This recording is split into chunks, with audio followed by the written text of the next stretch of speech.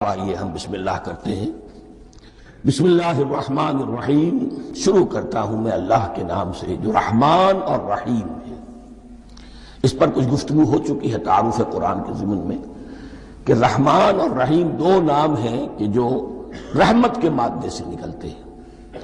رحمان میں اللہ تعالیٰ کی رحمت کا جوش، ہیجانی کیفیت، طوفانی کیفیت، اور رحیم میں اللہ تعالیٰ کی رحمت کا دوام اور تسلسل۔ یہ دونوں کیفیات اللہ کی رحمت میں بیک وقت موجود ہیں جس کا ہم تصور نہیں کر سکتے۔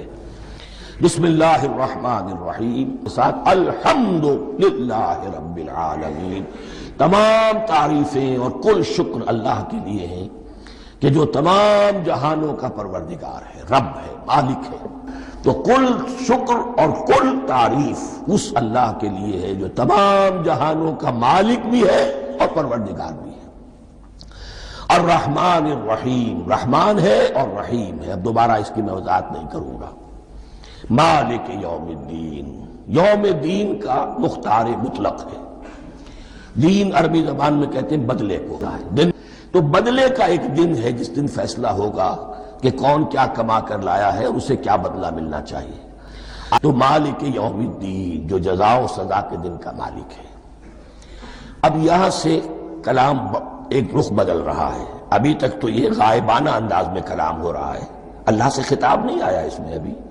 الحمدللہ رب العالمین الرحمن الرحیم مالک یوم الدین۔ اب خطاب ہے ایاک نعبد و ایاک نستعین، ہم صرف تیری ہی بندگی کرتے ہیں اور کریں گے، اور ہم صرف تجھ ہی سے مدد مانگتے ہیں اور مانگیں گے۔ یہ ترجمہ میں کیوں کر رہا ہوں کہ یہ فعل مضارع ہے۔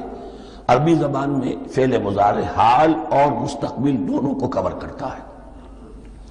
ایاک کا جو ہے مفعول فاعلی جو ہے، مفعول جو ہے اس میں ضمیر مفعولی اسے پہلے لا کر حشر کا مضمون پیدا ہو گیا۔ ہم تیری بندگی کرتے ہیں نہیں، ہم تیری ہی بندگی کرتے ہیں اور کریں گے۔